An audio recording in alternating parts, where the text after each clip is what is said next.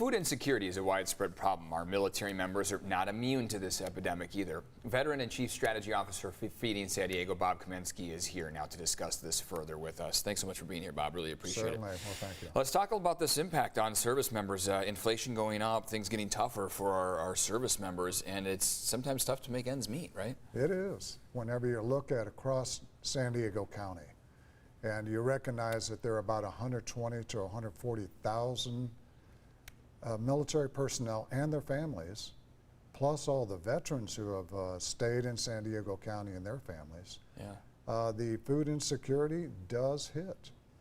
And what we've been seeing is in the range of enlisted personnel, junior members who have family, they're the ones who are most impacted. Tell us a little bit about the need for food. Oftentimes military, they don't want to disclose that, and I know you wrote a recent article on this, and it has to do with a sign of weakness. They don't want to maybe come out and say, look, I'm having a tough time, but they should be reaching out. Well, when you consider the role that they fill as, they're a warrior. They're supposed to be looked up to as a protector. So whenever problems happen at home, do you want to disclose that? It's hard to. Sure. But they need to. Yeah. Given the financial situation a lot of them are facing, particularly for those who are deployed overseas and their families are at home, it is a real challenge for that family to say, I need help. Sure. And then for the deployed member, focus on the job, the mission, not to be distracted with problems at home. Yeah. And that can be a real challenge. How is Feeding San Diego helping out?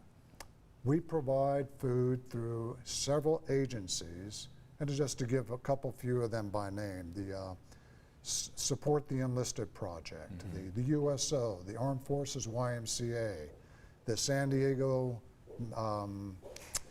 Military of Ministries. Those help provide food into the community, directly into the hands of the families who need it.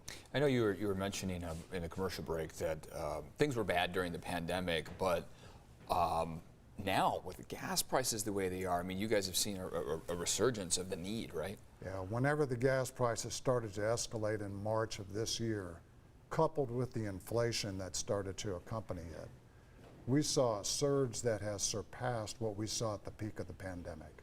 And just as an example, this past weekend, during one of our Together tours, where it's a drive-through distribution, we served over 1,980 families that drove through that distribution at Southwest Community College. And that's got to be higher than the drives you've normally done. It has been. And we've been seeing this escalation occur since about July of this year. What can the community be doing to help out here? What can people at home saying, look, our service members shouldn't have to go through this. They shouldn't be hungry. Their families back here shouldn't be left with food insecurities. What can people do here?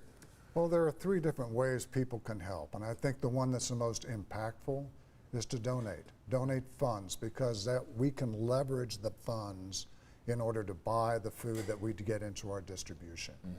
The second one is to donate your hands, and that is help. Yeah. We do have a distribution center, and we have the in-the-field opportunities for volunteers to come out and provide the needed hands to move the food into the to the people who have need. Yeah, it's a well-oiled machine. We've been there Feeding San Diego. There's a lot going on there, but there's always help needed, right? There always is help needed, particularly during the holiday seasons, whenever there's a lot more to be done. Congress could be doing more. Can you touch on that? You touched on that in your article a little bit. Yeah, there's a little bit of, there's nuance in the way policy is written and how it has to be interpreted from law. Yeah.